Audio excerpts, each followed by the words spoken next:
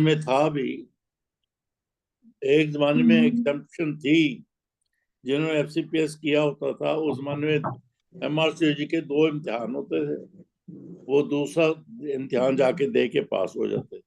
लेकिन फिर वो इस तरह की कोलैबोरेशन खत्म हो गई। अब दोबारा, चूंकि ये रॉयल कॉलेजेस वाले, मैं उसका फेलो भी हूँ, तो उनकी क्लाइंटेल इंग्लैंड में कम होती जा रही है, इसलिए वो इंटरनेशनल मार्केट कर रहे हैं अपने आप को। तो उनका पैसा बनाना ऑब्जेक्टिव है, और उनका चूंकि नाम चलता है। अब देखे ना, जो पाकिस्तान के बच्चे हैं यहीं पे ट्रेनिंग करेंगे, यहीं पे तीनों इम्तिहान दे देंगे। उन्होंने इंग्लैंड का क्या सीखा, क्या देखा?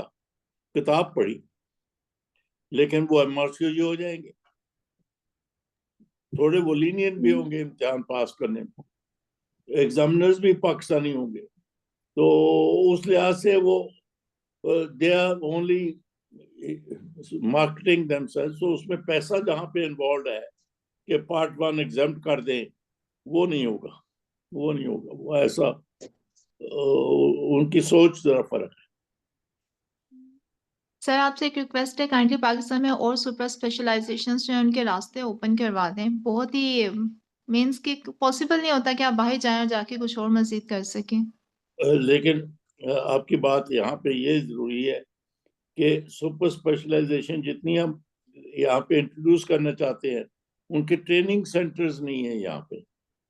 सर जी सर, फीटल ये मेडिसिन में यहाँ पे जो है ना, फीटल मेडिसिन में perinatal fetal medicine, perinatal medicine जो है वो एक बहुत ही इम्पोर्टेंट सब्जेक्ट है।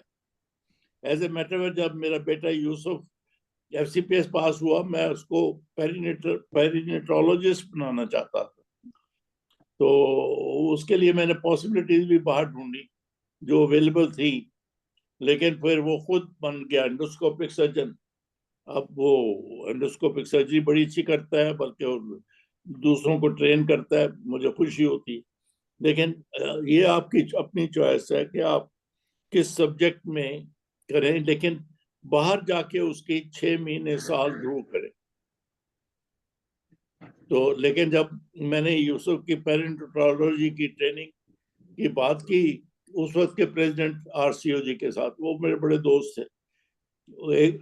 उस जमाने में सारे प्रेसिडेंट मेरे दोस्त बनते थे।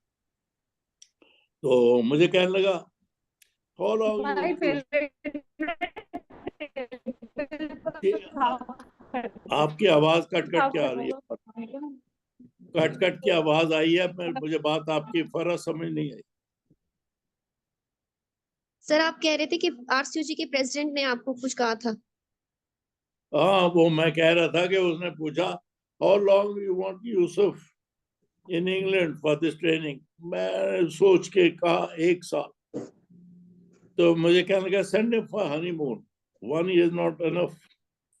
ये तो उनका व्यू है, लेकिन चूंकि आप एंथ्यूजियास्टिक लर्नर जाएंगे, एंथ्यूजियास्टिकली देखना चाहेंगे, आपकी अपनी सोशल प्रॉब्लम होंगी, पीछे हस्बैंड है, बच्चे हैं, ये है, वो है, जल्दी आना भी चाहेंगे, तो मेरी नजर में 1 साल में काफी सीख लेंगे आप, काफी सीख लेंगे।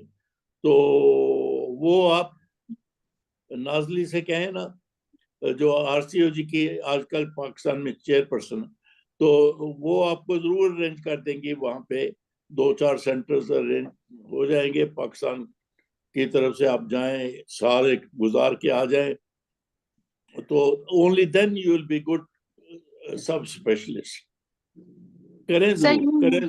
सर यही कोशिश करें। मेरा अप्रोक्सीमेटली 2 years हो जाएंगे पोस्ट एफसीपीएस। तो इन 2 years में मैं थक गई हूँ सुपर स्पेशलाइजेशन ढूंढते ढूंढते, पाकिस्तान में भी और अब्रॉड में भी। बट हालात बहुत ही टफ हैं और सर्कमस्टांसेस टफ हैं। आप किस चीज में स्पेशलिटी करना चाहती हैं नाजिश? सर मेरा इनफर्टिलिटी का डोमेन है, स्पेसिफिकली रिलेटेड टू जिस तरह से हमारी होती है ना सर्जरीज, जिस तरह से मैकेंटॉयज और ये सब कुछ। तो एमआरकेच एंडोक्राइनोलॉजी में, हम्म। उनमें तो इनफर्टिलिटी में तो बहुत सारे आजकल आईवीएफ सेंटर खुल के 20 के करीब होंगे पाकिस्तान में। आप मैडम भी मुझे यही कही थी, मैडम कही थी, क्योंकि मैं शालामार की ट्रेनी हूँ तो डॉक्टर नाजली के साथ मेरा काफी है, खुद सीएमएच की ग्रेजुएट हूँ, तो मुझे हाँ, कही थी कि सभी अब इनफर्टिलिटी तो हर कोई कर रहा है, कोई और नई यूनिक चीज में आओ तो क्यों? मैं तो कहते इनफैक्ट बड़े स्ट्रांगली रिकमेंड करता हूँ, बहुत स्ट्रांगली, क्योंकि 20% आबादी को इनफर्टिलिटी है, ह्यूज पॉपुलेशन ऑफ पेशेंट्स, और लड़कियों के लिए तो बहुत ही सूटेबल है, नो इमरजेंसीज, रात को उठना नहीं, डिलीवरी नहीं, ये नहीं, वो नहीं, एक्यूट इमरजेंसीज नहीं, बड़ा स्ट्रांगली मैं तो रिकमेंड करता हूँ। अगर आप एग्जैक्टली अभी आपने एक बात की ना सर कि बेसिकली फीमेल्स के साथ सोशल इश्यूज ज्यादा होते हैं, हस्बैंड है, बच्चे हैं, तो हमारे हाँ, लिए तो 1 ईयर भी मोर देन इनफ है अगर कोई हाँ, तो कंसीडर करे तो। आप हमारे सेंटर में आके करना चाहें तो मैं हारून को रिकमेंड कर दूंगा, तो लेकिन सर लेकिन उसका मतलब होगा सीरियस ट्रेनिंग, नॉट के जी 4 हफ्ते में 6 हफ्ते में। हम कोर्स चलाते हैं ना, वो 4 हफ्ते का कोर्स होता है, तो वो करते हैं, बहुत सारे लोग करते हैं, सब FCPS पास होते हैं, लेकिन I don't think it makes them a specialist. Awareness आ जाती है, वो स्पेशलिस्ट नहीं बनते उस तरह से। लेकिन अगर आप वाकई सीरियसली करना चाहें तो मुझे मिल ले, आप लाहौर में ही है किसी दिन भी, मैं 11 से 1 क्लिनिक करता हूँ सुबह, आ जाइए, मैं आपको फौरन हारून को मिलवा दूंगा, और मेरा बेटा है हारून, और वो देख ले। लेकिन फिर वो ट्रेनिंग का मतलब प्रॉपर ट्रेनिंग होगा, ऐसे नहीं है कि मेरा बच्चा रो रहा है, मेरा खामुन नाराज हो रहा है, ऐसी बातें ना करें। जी सर ऐसे ही है। और डॉक्टर यूसुफ के पास ना जॉब के लिए आयशा के रेफरेंस से मैं आई थी, मेरी फ्रेंड उनके साथ काम कर रही हैं, तो डॉक्टर हारून का तो बल्कि ऑफर भी आई थी, लेकिन वो बहुत दूर मुझे पड़ता था, जैसे मैं कैंट की रेजिडेंट हूँ, तो मैंने कहा सर ये नहीं मैं कर पाऊंगी कि पीछे बच्चे कौन देखेगा, या तो हाँ, मैं घर इधर करीब लूँ ना, आपका कॉलेज मुझे बहुत दूर पड़ता है अपने घर से। जी बात यही है। हाँ, यही आ जाती है। आप आयशा की बहन हो, आयशा को मैं बहुत पसंद करता हूँ, तो हाँ तो उसने बताया भी होगा तुम, जी तो सर, वो मुझे आजकल कहती है आ जाओ इधर, सभी इधर आ जाओ, सर बहुत अच्छा सिखाते हैं, तो सर यूसुफ का ही बताई थी, कही थी उन्होंने अभी मुझे TLH करवाई है, सभी आ जाओ इधर, आ जाओ हमारे पास। मैं हाँ कहा वो, इंशाल्लाह। लेकिन ये जब जो भी आप करें ना, उसके लिए थोड़ी हार्डशिप के बगैर कुछ नहीं होता, कुछ जी नहीं सर होता। यही बात है, तो यही एक बात है। साल की हार्डशिप प्लान करके अपने हस्बैंड को समझा के कि 1 साल का मतलब सारी उम्र की आसानी है, तो मुझे ये करने दीजिए, फिर कीजिए, इस तरह से होगा। जी सर। सर हस्बैंड से ज्यादा ना मेरे अम्मी अबू थक गए हैं, वो कहते हैं क्या पढ़ाई है जो खत्म होने का नाम ही नहीं ले रही। इसीलिए ये बड़ी स्पेशलिटी है, इसीलिए ये बड़ा प्रोफेशन है, इसीलिए इसकी बड़ी इज्जत है सोसाइटी में। जी ये सर मेहनत तलब है, ये नहीं है अभी बस कोर्स मुक गया IT का तो बस अब पैसे बनाने शुरू करो, ऐसा नहीं। बिल्कुल सही। मैं आज ये आपको पढ़ाने के लिए रात उठ के 3 घंटे पढ़ा, ओ, तो nothing comes easy, nothing comes easy, you have to chip in some effort, फिर ही बात बनती है। जो एफर्ट के बगैर करते हैं वो फिर उनकी हवा निकल जाती है, जल्दी से हवा निकल जाती है। आप सर लोग ऐसे ही है। मैंने एक केस बच्चों को करवाना होता है, मैं FCPS का कोर्स करवाती हूँ, तो लिटरली मुझे उसके लिए RCOG की गाइडलाइन, उससे related talk book and new advances क्या है वो सब कुछ पढ़ना पड़ता है, तो एक केस मेरा 2.5 से 3 घंटे में पहले खुद तैयार होता है, एक ½ एन आवर का तो खुद लेक्चर। मास्टर हो तो मेरी क्लास में क्यों बैठे? सर मैं आपसे भी सीखती हूँ। I am thank glad you कि सर। तो कोई एक बात भी सीख जाए तो बड़ी अच्छी बात है। सर मैंने सारा आपसे पढ़ा है, बल्कि एनीमिया का लेक्चर तो सारा मेरा आपके साथ ही है, जो लोग निकाल निकाल के सुनते हैं। और चले, मेरा ख्याल है 7-8 मिनट ऊपर हो गए हैं। हम बात करने वाले थे एंडोमेट्रियल हाइपरप्लेजिया और CA एंडोमेट्रियम की, यही है ना सब्जेक्ट? हेलो। जी सर यही है। मेरा ख्याल है हमने 8-10 मिनट इधर लगा दिया, हम सीधा ही केस हिस्ट्री करते हैं, तो फिर वहीं से आप लोग सीखते हैं। वॉलंटियर्स बोलिए कौन कौन? जी सर, नाजिश फातिमा। नाजिश, आपने पहले भी किया हुआ? जी सर। चले, नाजिश पहला केस है हमारा। बहुत मैंने इजीएस्ट पहला रखा ताकि फिर हम जल्दी से करके कवर कर लें सब्जेक्ट को, फिर आगे चले। Patient age 50 years, she is diabetic and comes to you with the complaint of irregular vaginal bleeding. Okay.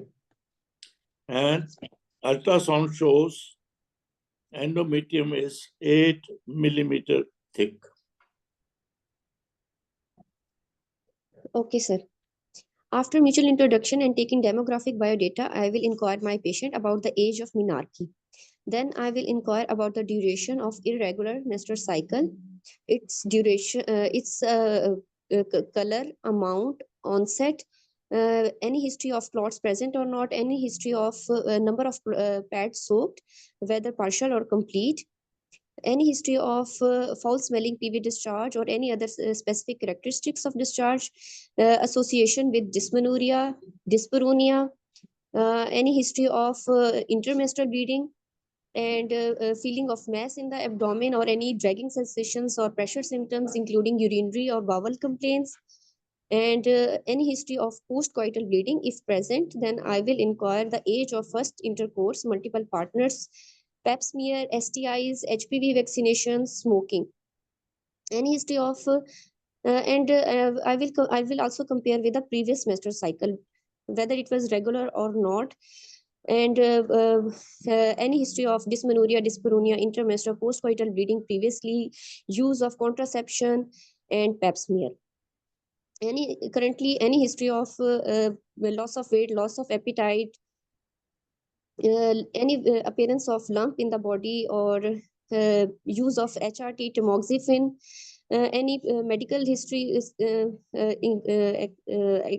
excluding diabetes like hypertension, ischemic heart disease, asthma.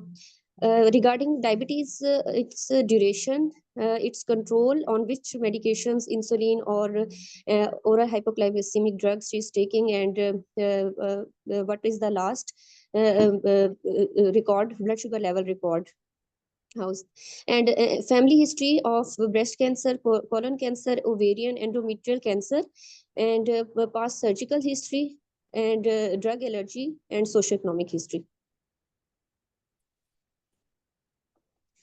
And in examination after BMI, in which I will specifically look at the weight of the patient, I will check the pallor, jaundice, thyroid, chest, breast, and cardiovascular examination for general health of my patient. In abdominal examination after inspection, I will do palpation for the mass.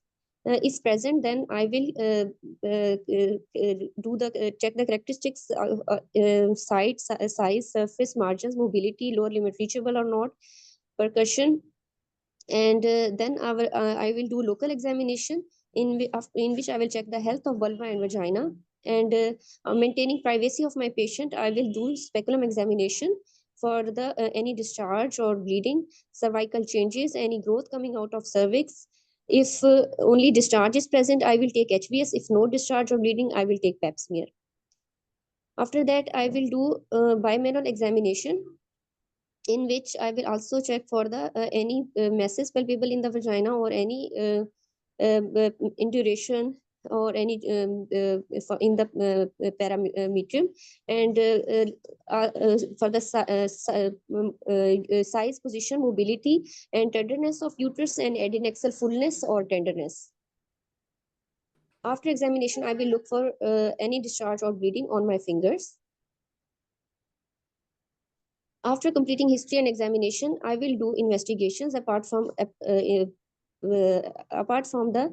baseline investigations. In ultrasound, I will check for the size of uterus, and endomyometrial echo texture, and and the blood flow in the endometrium, and also the characteristics of endometrium, including regular, irregular, focal or diffuse thickness present, and any adnexal pathology. And I would do the pap smear and endometrial biopsy.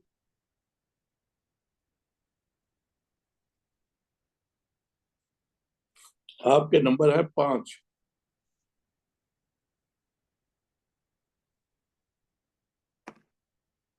बता दूं क्यों? जी sir बताएं। आपकी आम student की तरह history complete है, history complete है, जी आम सर। स्टूडेंट की तरह की कंप्लीट है।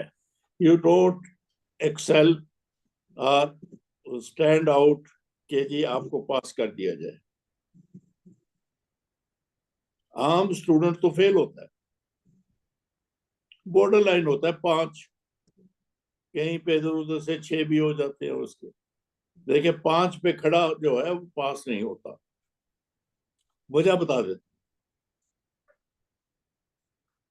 Let's go back to the history जो मैंने दी आपको, फीचर्स बताए। पेशेंट एज 50,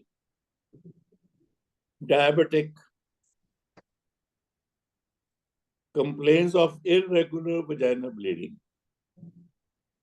अल्ट्रासाउंड पे मैंने खुद बता दिया एंडोमेट्रियम 8 मिलीमीटर। ये 4 फीचर से आपका पहला डायग्नोसिस क्या बनता है?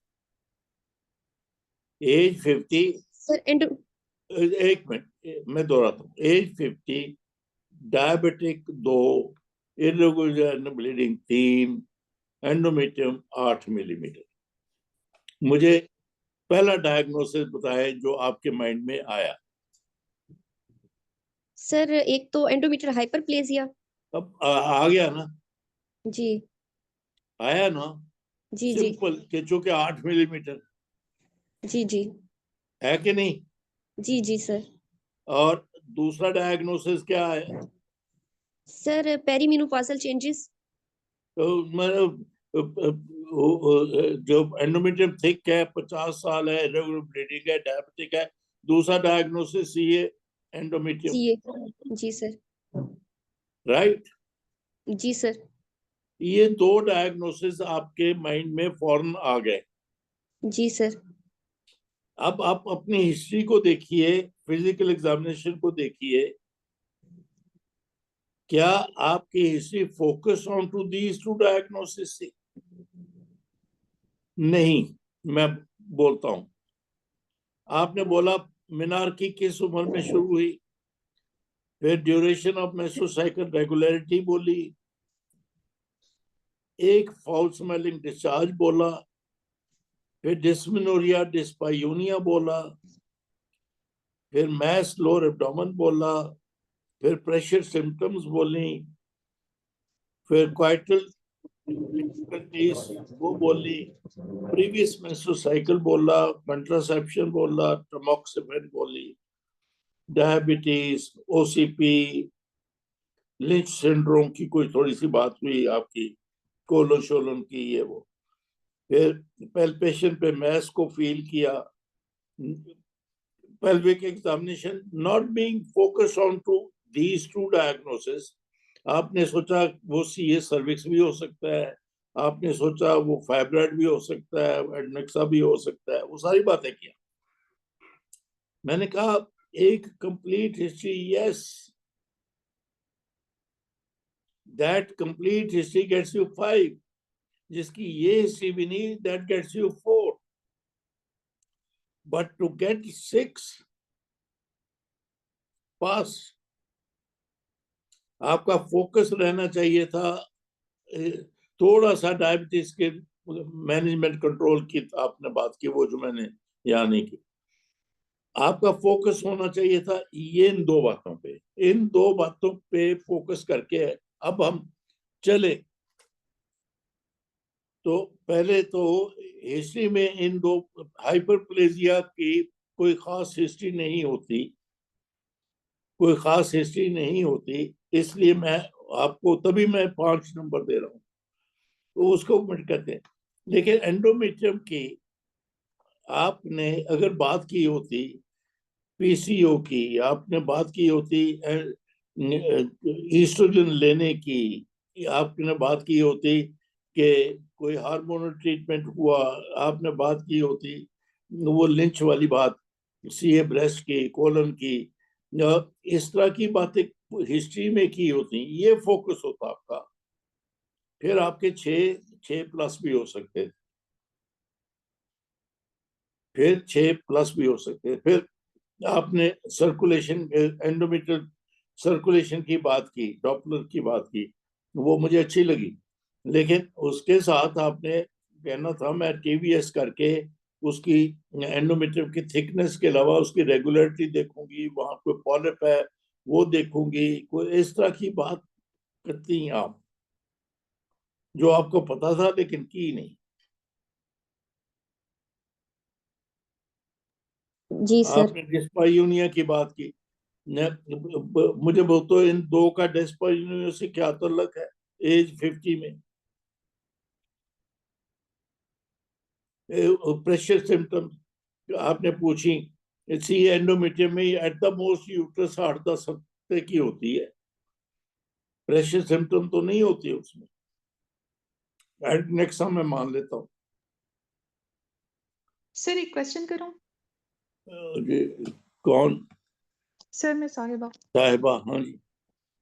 सर हमें जरूर ये पूछ कहा जाता है कि पेशेंट जब भी है? हैवी मेंस्ट्रुअल ब्लीड या इरेगुलर वजाइनल ब्लीड के साथ आए तो आपने सारी क्वेश्चन में अपना पाम को पूरा करना होता है हिस्ट्री जी में। तभी तो मैं कह रहा हूँ। हाँ। तो सर इसीलिए फिर उन्होंने प्रेशर सिम्टम की हिस्ट्री ली और फिर सर्वाइकल कॉजेज को भी उन्होंने थोड़ा रूल आउट कर दिया। तो उसका पैप स्मीयर भी कर लिया, ये कर लिया, वो कर लिया, लेकिन मैं ये कहना चाहता हूँ जो हिस्ट्री में पॉइंट्स दिए जाएं उन पे गौर करके फोकस करके आप हिस्ट्री फिजिकल एग्जामिनेशन इन्वेस्टिगेशन वो उस डायरेक्शन में करेंगे तो फिर 7 मिनट में कवर हो जाता है सब्जेक्ट। मतलब इन्होंने कहा मैं उसकी डीएनसी करूंगी, हाँ डीएनसी इंडिकेटेड है, इसमें इंडिकेटेड है, लेकिन साथ बोलते ही मैं पिपल से करूंगी, हिस्टोस्कोपी से करूंगी, ब्लाइंड करूंगी। एग्जामिनर को बात अच्छी लगती, सिर्फ डीएनसी तो हर कोई बोलेगा, लेकिन I will do endometrial biopsy by hysteroscopic directed procedure, अच्छी बात लगती है। इसी से फर्क पड़ता है पास और ना पास में।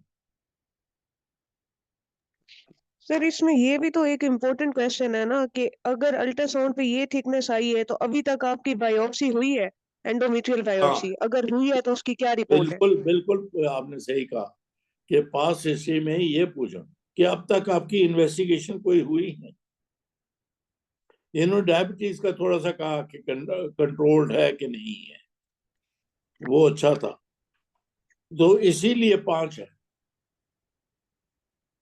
सर मीन्स कि जो हमें जो भी इंफॉर्मेशन दी गई है हमने उससे आगे मूव करना है सर, ऐसे जी कैसे? वो सारे पॉइंट कवर करने जो इन्फॉर्मेशन दी एग्जामिनर ने, जो इन्फॉर्मेशन दी है उसको कवर करना है आपने, उस पर फोकस करना है आपने। ये मैं कह के थक गया हूं, क्यों नहीं ये बात आप लोगों के सिंक होती।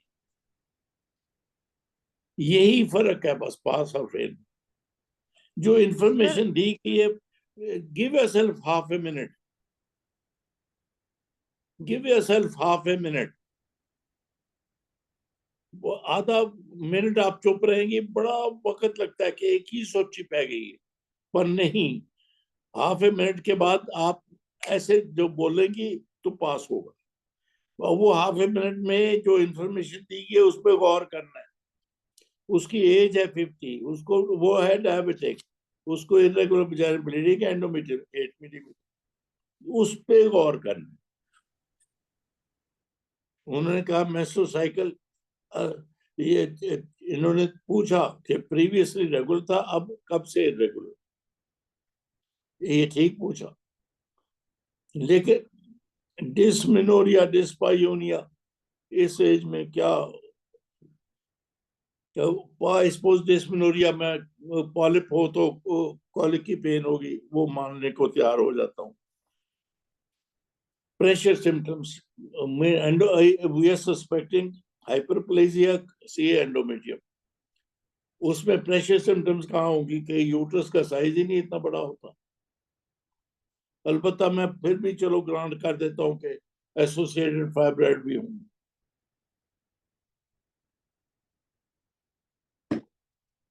नहीं, थोड़ा सा अपना पोस्चर ठीक कर लीजिए। मैंने इतनी दफा कहा है, जो मैं इंफॉर्मेशन दूं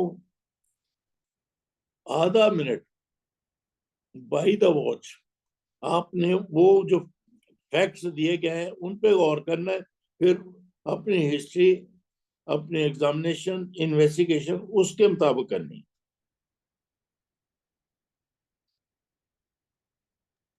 हाँ, अस्सलाम वालेकुम सर। सर एक क्वेश्चन पूछना था। जी पूछ लीजिए। सर जैसे इसकी एज 58 थी पेशेंट की, हाँ, तो सर उसमें क्या हम पहले ये कंफर्म करेंगे कि either she is in menopausal status और शी इज इन पैरामेनोपॉजल? वो बिल्कुल आपने इस तरह से पूछ लिया इन्होंने, नाजिश ने, कि आपके मेंस्ट्रुअल साइकिल प्रीवियसली कैसे थे, अब कैसे। ये वही बात आप वाली यही पूछेगी। ठीक कहा आपने। मेनोपॉज हो जाती है 45 से 55 के तक, तभी मैंने एज 50 रखी। सही। और सर जी, सर अगर पेशेंट हमें हिस्ट्री दे देती है कि शी इज पोस्ट मेनोपॉजल, फिर हम जी। उसकी एट्रोफिक वेजिनाइटिस को रूल आउट करने के लिए हम तब हिस्ट्री ले लेंगे, उसकी डिफिकल्ट इंटरकोर्स और बर्निंग ये वाली हिस्ट्री फिर हम वो देंगे? फिर पूछा जा सकता फिर पूछा जा सकता है पोस्ट कोइटल ब्लीडिंग, या वो मे बी, लेकिन ये जो ड्राई वजाइना होती है पोस्ट मेनोपॉज, अक्सर उसमें वेजिनाइटिस इस तरह से नहीं होता कि ब्लीड हो, लेकिन चलो खींच के लगाया जा सकता है, उसके साथ खींच के लगाया जा सकता है। अस्सलाम चलो वालेकुम सही, ठीक है, thank you sir. Ji, sir, एक प्रोड्यूसिंग ओवेरियन ट्यूमर भी हो सकते हैं, इसमें हाँ जी, एस्ट्रोजन वो इन्होंने बोला था मैं यूट्रस का साइज देखूंगी और एडनेक्सा देखूंगी, ये वो बोला है वो अच्छा बोला, क्योंकि इसके डिफरेंशियल डायग्नोसिस में ओवेरियन ट्यूमर हो सकता है, हार्मोन प्रोड्यूसिंग ओवेरियन डिसजर्मिनोमा। और सर लेकिन इसमें तो बता दें कि ये पेरीमेनोपॉजल, अगर हम इसको लें, अगर मेनोपॉज का नहीं हुआ तो सर हम इसकी बायोप्सी जो करवाएंगे वो हिस्टेरोस्कोपी गाइडेड बायोप्सी कराएंगे, और अगर ये पोस्ट मेनोपॉजल होती है तो पहले चल इम्तिहान के हिसाब से आप हमेशा हिस्टोस्कोपिक गाइडेड बायोप्सी बोलेंगी पहला। सर वो सुन एग्जामिनर लीजिए, कहते मुझे एक मिनट सुनने। हिस्टोस्कोपिक गाइडेड बायोप्सी पहला बोलेंगी, क्यों? ब्लाइंड डीएनसी में नियरली 50% से ज्यादा मिस कर सकते हैं आप, अगर ग्रोथ जो है high up in the corners है, और पिपल जो है वो तो बहुत ही पुअर है। तो मैक्सिमम 80% है ब्लाइंड डीएनसी, और पिपल में आप डायग्नोस कर 100% इज ओनली हिस्टोस्कोपी। सो आपकी बात मैं इस तरह से जवाब दूंगा एग्जामिनर को कि madam, the best way of doing biopsy is histoscopy, because we can see even the cornu. If we do blind or people, there's a possibility we'll miss the abnormal part of the endometrium. बस ये बोलना है लफ्ज। Sir, और अगर post menopausal हो तब भी हमने हिस्टेरोस्कोपी की बोलना है, या फिर उसमें हमने पहले पाइपल करना है और फिर वो? और नहीं, पहले हिस्टोस्कोपी बोलो। अभी पोस्ट में आप जब क्लास शुरू हुई है, बात हुई थी स्पेशलाइजेशन की। अनफॉर्चुनेटली या हम एंडोस्कोपी, चाहे लेप्रोस्कोपी है, चाहे हिस्टोस्कोपी है, चाहे कॉर्पोस्कोपी है, तो उससे दूर हो गए हैं पाकिस्तानी गायनेकोलॉजिस्ट। मैं ये कैन एनीबडी इमेजिन, ये जो आ रही हैं एमआरसीजी का इम्तिहान लेने, वहाँ एमआरसीजी का इम्तिहान थर्ड पार्ट देने कैंडिडेट जाएंगे जिन्होंने कभी लेप्रोस्कोपी की ही नहीं, जो कि उनके डिपार्टमेंट में होती नहीं। हर डिपार्टमेंट में लेप्रोस्कोपी नहीं हो रही। लेप्रोस्कोपिक सर्जरी तो बहुत ही थोड़ी जगह हो रही है। तो ये आजकल के जमाने में गायनेकोलॉजिस्ट की स्टेथोस्कोप लेप्रोस्कोपी है। कैन यू एक्सपेक्ट कि एक कार्डियोलॉजिस्ट ईसीजी मशीन एको के बगैर प्रैक्टिस करता हो? इसी तरह कोई गायनेकोलॉजिस्ट, कैन यू इमेजिन कि उसके कंसल्टिंग रूम में ये अल्ट्रासाउंड की मशीन ना हो? नहीं, नहीं। वैसे मैं आपको बताऊं, I was the first gynecologist in this country who purchased ultrasound machine on 32,000 की थी वो। मेरे पास 32,000 भी नहीं था, मैंने इंस्टॉलमेंट पे खरीदी थी वो in 1981। तो आप अपने आप को अपडेट करते रहें। अगर आपको आपके कोर्स में, आपकी ट्रेनिंग में आपने लेप्रोस्कोपी सीखी नहीं या देखी नहीं, फॉर गॉड सेक पास करते ही किसी जगह जाके लेप्रोस्कोपी सीखो, पहले डायग्नोस्टिक फिर ऑपरेटिव।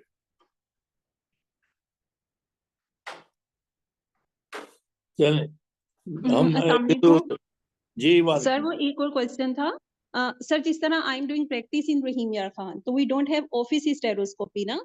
अब मैंने अगर हिस्टेरोस्कोपी गाइडेड बायोप्सी लेनी है, फर्स्ट तो हमारे सेटअप में इजीली अवेलेबल नहीं होती। आई हाँ। Have to give GA to patient. तो अब क्या मैं उसको जीए दे के फिर उसकी बायोप्सी लूंगी? सुने पेशेंट को, चाहे आप रेमियार खान में चाहे गांव में, you have to give them the best first. कि मैडम आपके लिए hysteroscopic guided biopsy is the best, but unfortunately that facility is not available in Rahimyar Khan. Hence we'll do people or diagnostic laparoscopy. मैं कहूंगा पिपल को फिर भी नीचे रखो, डायग्नोस्टिक को ऊपर रखो। People is a very important. Okay, thank you sir. आपने अपने पेशेंट को ईमानदारी से बताना है कि बेस्ट आपके लिए ये है। You are telling us that you know it.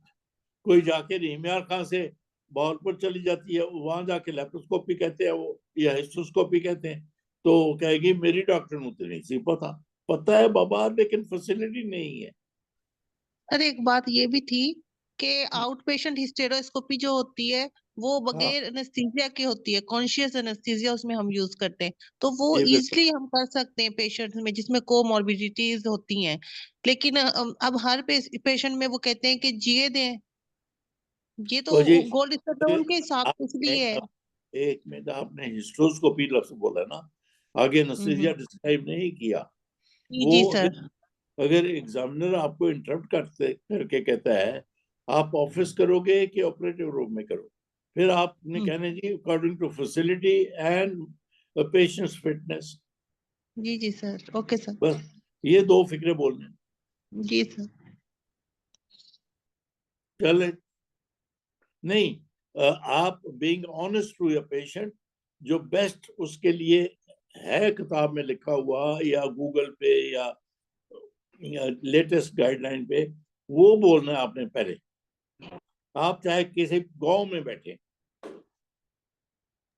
कि बेबी आपके लिए बेस्ट ये हिस्टोस्कोपिक गाइडेड बायोप्सी है, however that facility is not available here।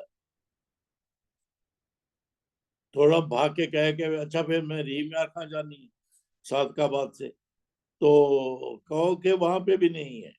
you'll have to go to Bahawalpur, Multan, Karachi, wherever। But for you, I can do it blind DNC or people, which I can perform। Sir post और menopause में अगर transvaginal scan पे thickness अगर regular है तो फिर उसमें अब सर उसकी जो आर्टिकल है उसके अंदर लिखा हुआ है कि अगर रेगुलर थिकनेस है तो फिर हम उसकी बायोप्सी पाइपल के थ्रू कर सकते हैं, और अगर इरेगुलर या फिर कोई फोकल चेंजेस है तो फिर हिस्टेरोस्कोपी गाइडेड बायोप्सी करनी है। देखिए, बिल्कुल आपने ठीक कहा, बिल्कुल ठीक कहा कि अगर आपको टीवीएस पे बिल्कुल रेगुलर नजर आ रही है और वो एक ग्रॉसली एनलार्ज नहीं है, 8 मिलीमीटर हाफ वे है, 4 मिलीमीटर से कोई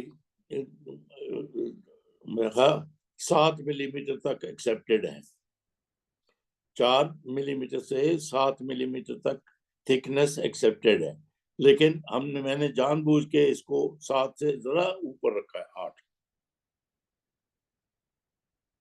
तो इस वजह से आप कह सकते हैं अगर वो बिल्कुल यूट्रस नॉर्मल साइज की है या स्मॉल इन साइज, और फिर हम डीएनसी कर सकते हैं या पिपल कर सकते हैं, लेकिन पहला the best is this, examiner को बेस्ट बताना। चलें आगे चलते हैं, इस पे काफी टाइम लगा दिया हमने, ये पहले पे। Who is the next volunteer? Nazish? Sir doctor Warda. नहीं, पहले नाजिश है ना अभी? जी सर।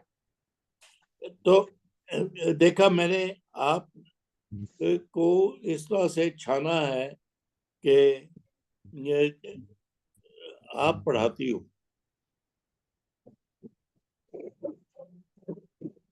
तो जिस लेवल का कैंडिडेट हो उसी लेवल के सवाल पूछे जाते हैं, उसी लेवल से उसकी असेसमेंट होती है, उसी लेवल की असेसमेंट होती है।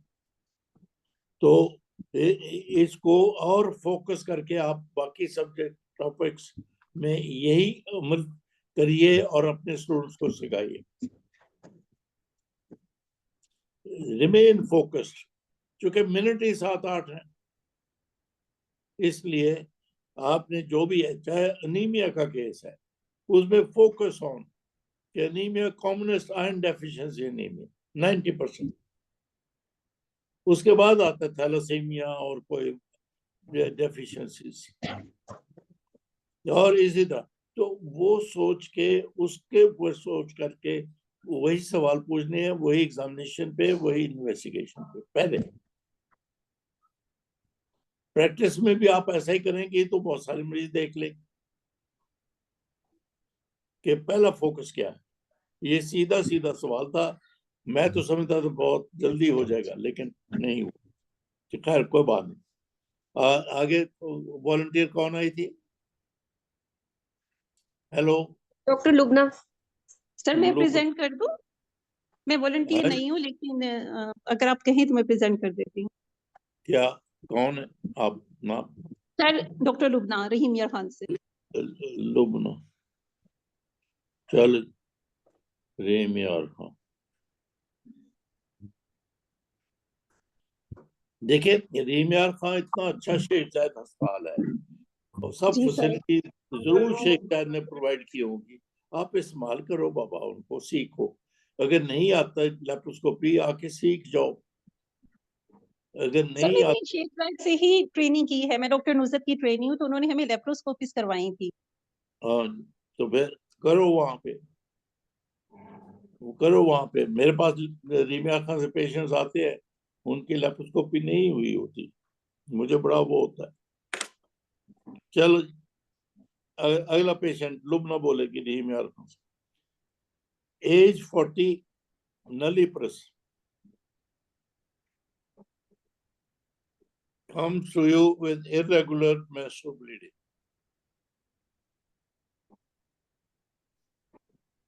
Endometrium 12 millimeter or irregular.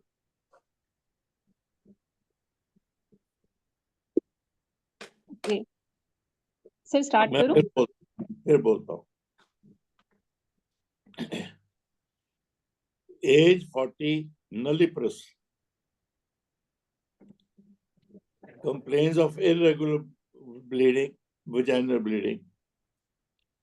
Ultrasound पे endometrium 12 millimeter और irregular। बोलिए। Sir, after mutual introduction and repo building, I will inquire from the patient that from how long she has this irregular vaginal bleeding, and then what about her previous cycle, either it was regular or not, any history of intermenstrual bleeding or colicky abdominal pain during her menstrual cycle, any history of feeling of mass in the vagina, and any history No, of this. look, no, बिल्कुल बिल्कुल बिल्कुल बिल्कुल यहीं पर हो गया. A nulliparous patient, तुम्हारा पहला डायग्नोसिस क्या है? सर सब Sir, it could be fertility a submucosal fibroid and it could be a polyp. Polyp कर लेता हूँ, वो 3-4 किस्म के होते हैं, वो बाद में बात करें. It could be a polyp, चलो मान लेता हूँ. और पहला डायग्नोसिस हो गया. ठीक है सर. मेरा my second diagnosis is it could be a sir intramural fibroid or fibroid polyp. अच्छा, इंट्राम्यूरल, यानी फी ऐसा बोलो ना, आजकल फी को 3-4 जी ऐसा सर. सर इम्तिहान में इस तरह बोलना, फी okay. को 3-4. जी, और क्या diagnose? And sir, second other diagnosis that it could be a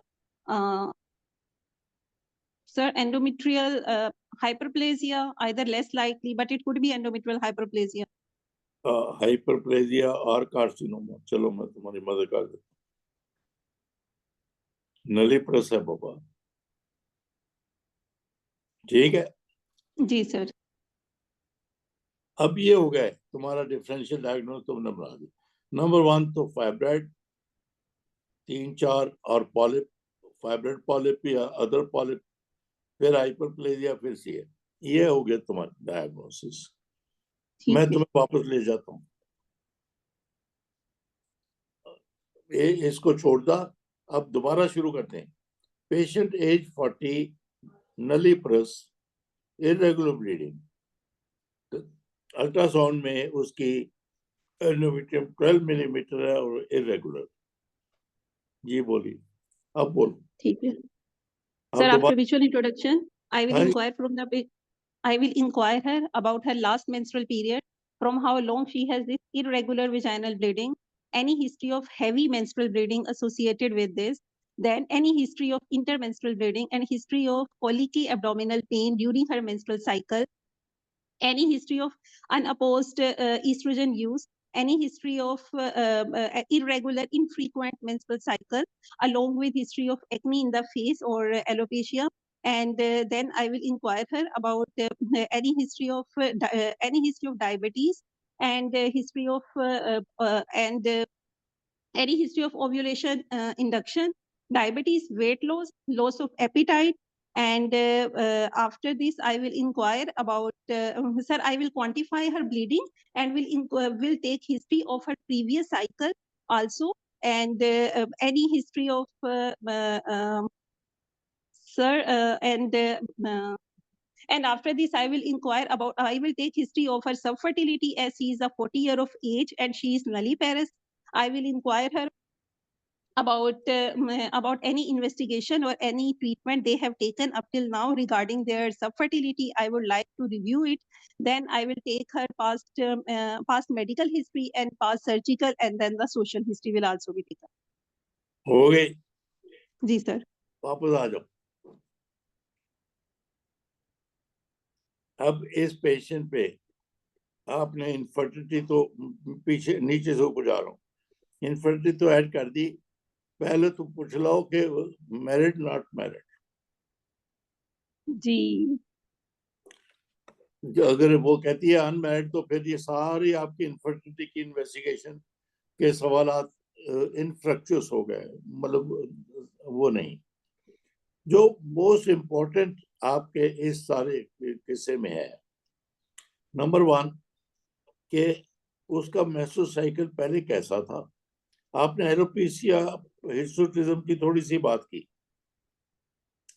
लेकिन वो खोल के और ज्यादा करनी चाहिए थी कि पीसीओ का केस तो नहीं है वो।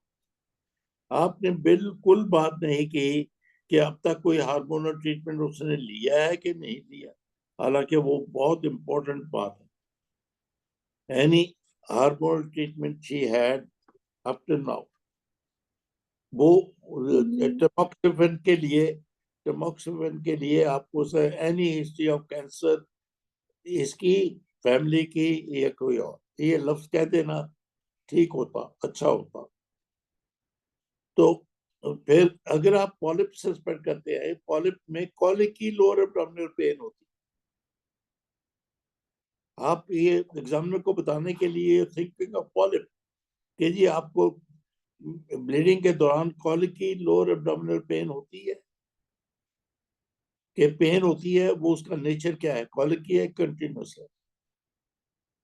फिर आपने फाइब्रॉइड 3, 4, 5 की उनकी बात की कि do you feel any mass in lower abdomen या फैमिली हिस्ट्री ऑफ फाइब्रॉइड है।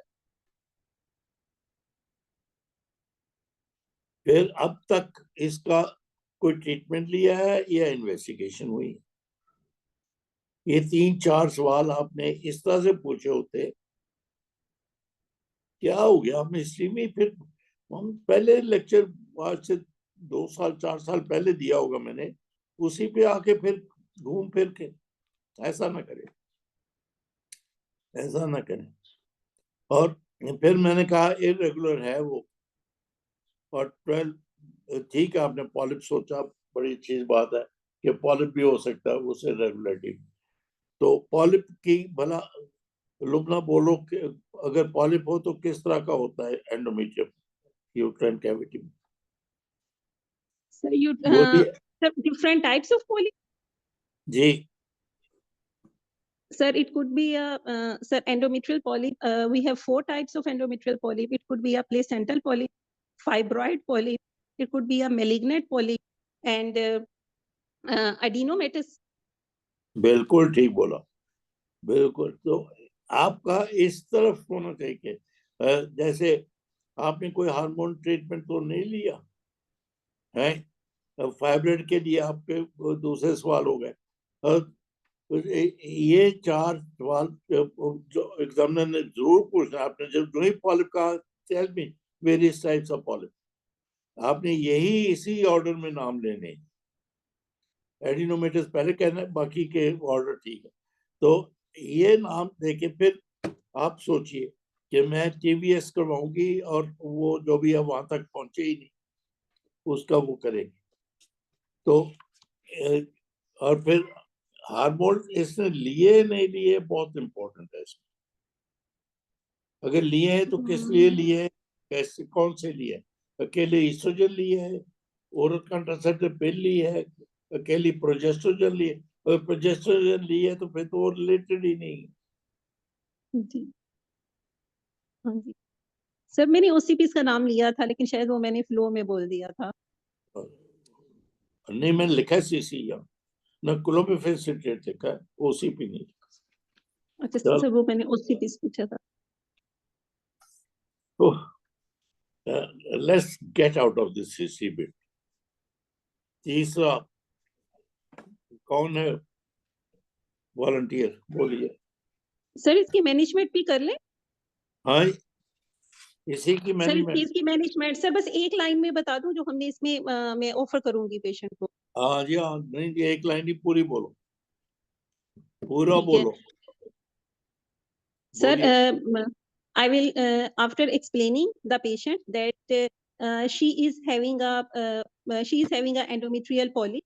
Then after build up her HB, if it is reduced or after addressing her comorbidities, I will offer her treatment option in the form of a hysteroscopic polypectomy.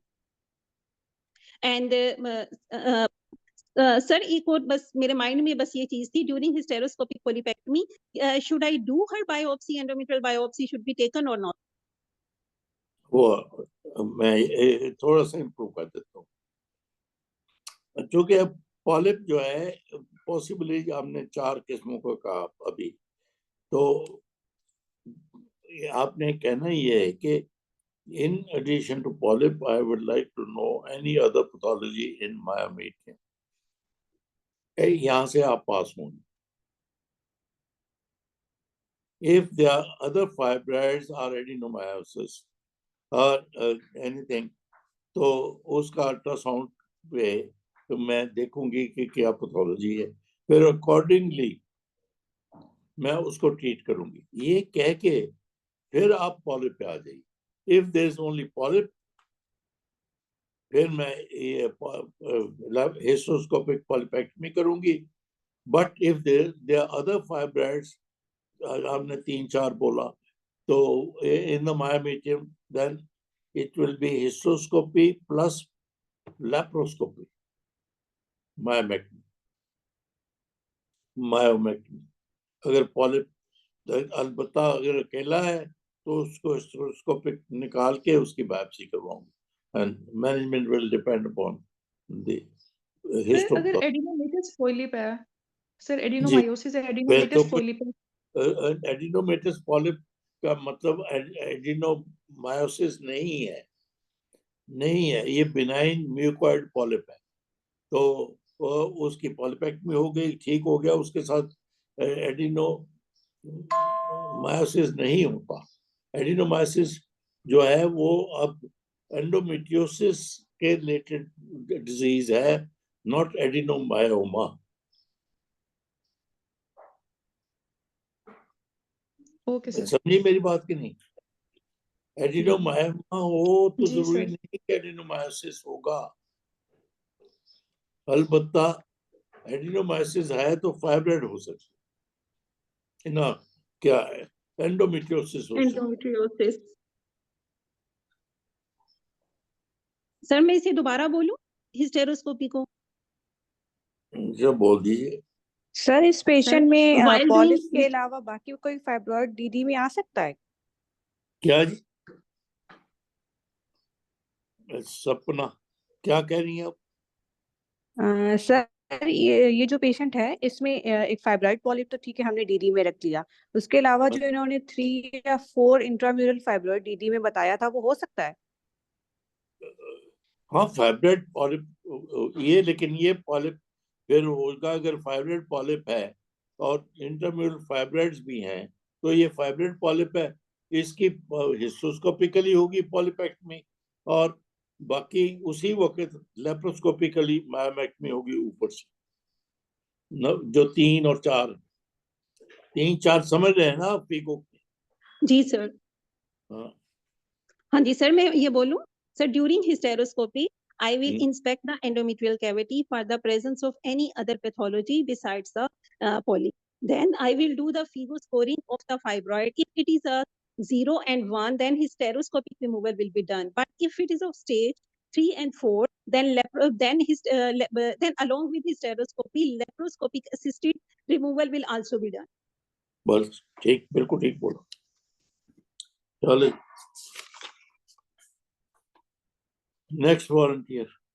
Sir मैं कर लूं? साहिबा। साहिबा कहाँ से बोल रही हैं? सर इस्लामाबाद। इस्लामाबाद। लो जी, इस्लामाबाद पॉलीक्लिनिक से के? Sir PIMS. माशाल्लाह।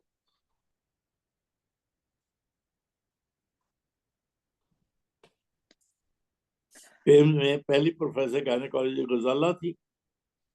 जी सर। वो मेरी रजिस्ट्रार। अच्छा, माशाल्लाह सर। सर यहाँ सब देख। लोग भी जो भी पास हुए हैं सारे आपके लेक्चर सुन के पास हुए। नहीं, चले, ये अगला आसान है बाबा, आसान। पेशेंट एज 60, पैरा 3+0, जी sir. complaints of post-menopausal bleeding. Okay sir. Ultrasound shows endometrium 6 millimeter and irregular. TVS. मैं दोहरा देता हूँ साहिबा। Patient age 60, para 3+0, complaints of post-menopausal bleeding.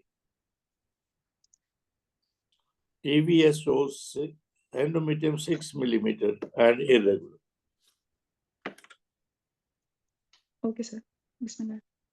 After mutual introduction, I will inquire and confirming the details given to me. I will inquire about the biodata of the patient, her age, married form, her duration of menopause, and for how long she has the postmenopausal bleeding.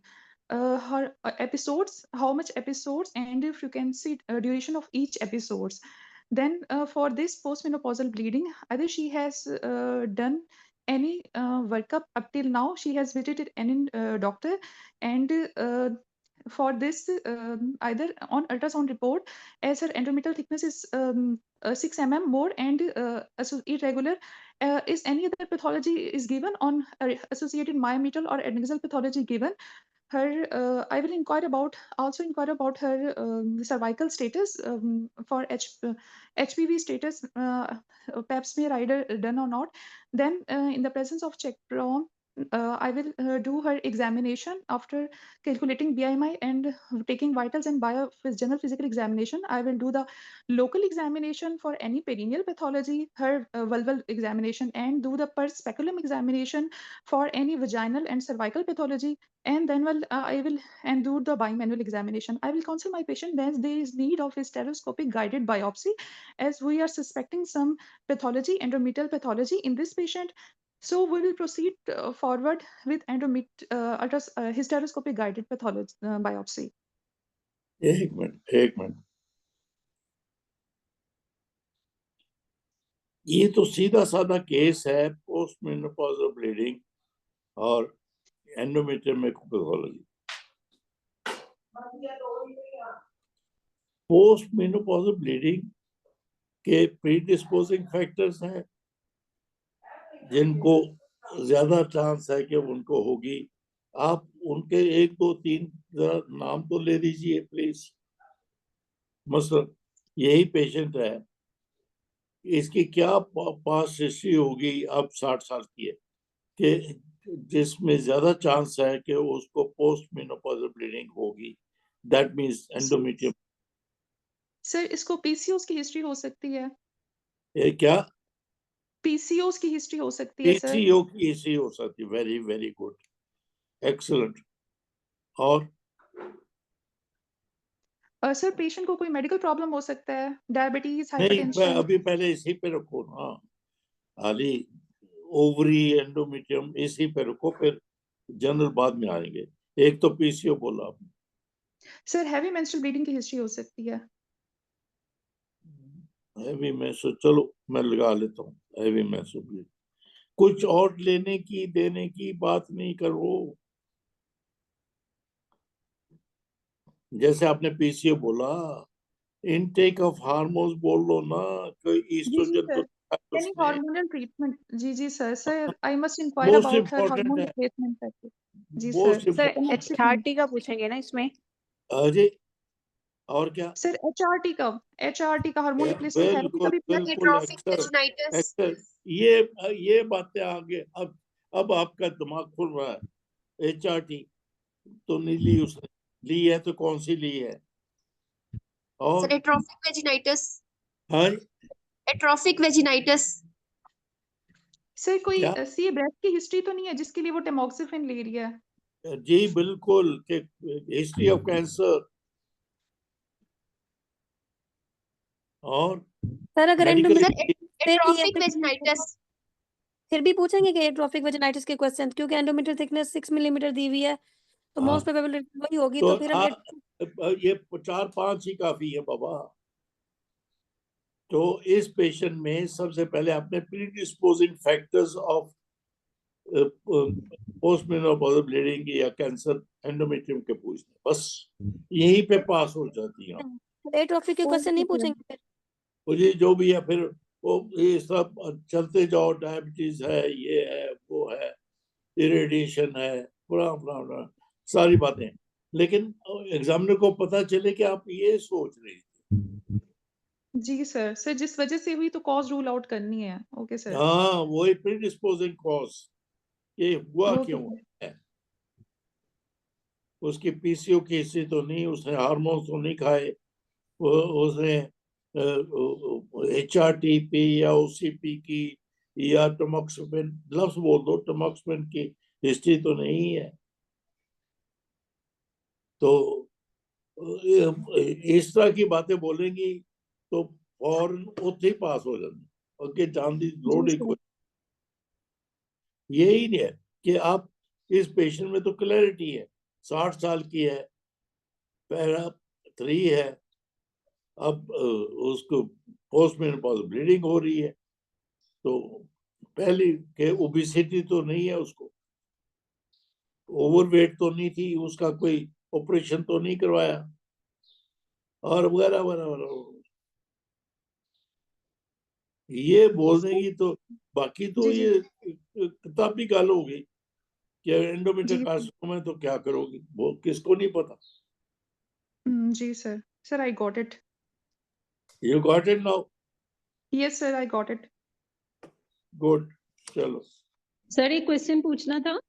हाँ जी, sir अगर patient हमारे पास post menopausal bleeding के साथ आती है, हर as हाँ is 53 years, और जब हम उसकी एंडोमेट्रियल थिकनेस करवाते हैं वो उसकी 3 mm आ जाती है, तो should we go for endometrial biopsy या हम उसको बिल्कुल एट्रोपिक बिल्कुल किताब के मुताबिक yes. If the endometrium is more than 4 millimetre तो उसकी एंडोमेट्रियल बायोप्सी होगी। सर उसकी एंडोमेट्रियल थिकनेस एक 3 मिनट, mm एक है। मिनट, क्योंकि एंडोमेट्रियल कार्सिनोमा स्लो ग्रोइंग है और वो स्टेज 1 पे हो तो सिर्फ हिस्टेक्टमी उसका इलाज है, कुछ और करने की जरूरत नहीं, ना रेडियोथेरेपी, ना कीमोथेरेपी, ना कोई।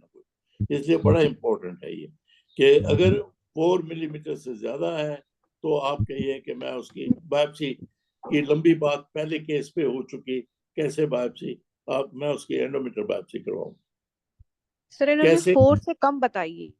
सर 4 से कम है थिकनेस उसकी। और फिर कोई नहीं, फिर ओनली फॉलो। सर अगर सर वो जो फॉलो पे अगेन ब्लीडिंग के साथ आती है, उस सेकंड हाँ टाइम भी तो आती है। कोई बात नहीं, कोई बात नहीं, अगर वो रेगुलर है और 3 मिलीमीटर है तो उसको जी मैं फॉलो अप करूंगी, दोबारा आ गई तो फिर शायद स्ट्रेच करके कह सकते हैं कि जी फिर ठीक है, देख लेंगे। तो पहले तो ये कहिए कि I would like to rule out other causes of bleeding in cervix और वजाइना। जरूरी तो नहीं एंडोमेट्रियम तो ही आ रही है ब्लीडिंग, अगर एंडोमेट्रियम 3 मिलीमीटर है, लेस देन 4 है, तो ब्लीड बार बार हो रही है तो कहिए I like to inspect cervix और वजाइना, कॉल्पोस्कोपी करवाऊं। चले, मेरा खाना टाइम हो गया, 10 बज गए। सर नेक्स्ट सर्वाइकल कार्सिनोमा कर ले। चलो कर ले। सर्विक्स करते हैं, ठीक है। जी सर। आई होप कि आप रेगुलरली क्लास होगी इंशाल्लाह। अगले बुध को होगी, जी सर। ये थर्सडे तो स्पेशल हो गया। Thank you very much. Thank thank you you I'm sir. Sir. sorry I Thank missed you. four Thank Wednesdays, you so much. so much तो sir. मैं लाहौर में हूँ और वेंसडे को क्लास Thank में। you, sir. Thank you for coming. Sir मेरा हौसला तो आप लोगों से बात करके ही बढ़ता है। सर आप अगर आपके पास टाइम हो तो सर आप वीक के दरमियान में कोई क्लास रख लें। ये दरमियान में ही तो है बुध जुमेरात, सर नेक्स्ट वेंसडे से पहले।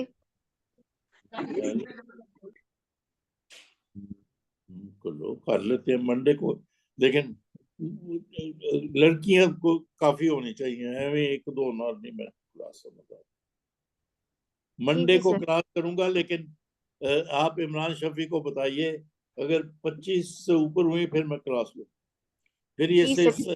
ये सर्विस मंडे को हो जाए। जी सर। चलो, कंडीशन ये है कि Okay, 25 से sir. ऊपर। Thank you. Allah. जी जी sir. Okay thank you. Sir अभी भी 50 गर्ल्स थी। हाँ सर अभी भी 50 गर्ल्स थी जो क्लास ले रही थी। चलो फिर तो ठीक है। हाँ कुछ तो सर वीक मेरे, में हाँ जो है क्लास रख लिया करें। क्या जी? सर 2 दफा वीक में क्लास रख लिया करें। बनते एक दी हुई टेंशन हो रही थी। चलो मंडे वेडनेसडे करके देखते हैं, लेकिन फिर देखता हूँ, क्योंकि Okay, जिस sir. दिन मैं क्लास लेता हूँ उस दिन मैं एक्सरसाइज नहीं करता। I am very particular about my exercise. जी जी सर, थैंक यू सर। चलो क्लास रख लेते अगला हैं मंडे और को एक करके, दफा मंडे को अगर काफी हुई तो फिर देख लूंगा मैं, सोच लूंगा। क्योंकि जी सर हमने ऑप्स भी नहीं की ना, तो हम एक क्लास में ऑप्स रख लेते हैं और एक क्लास में गायनी रख लेते हैं, अगर आपके लिए कन्वीनियंट है तो। ऑब्स्टेटिक्स हम बहुत काम करते हैं। चलो जी अब तो सीए सर्विस हो गया, उससे अगला ऑब्स्टेटिक्स करेंगे। ठीक है सर। चलो ऑल द बेस्ट, खुदा हाफिज। Thank you.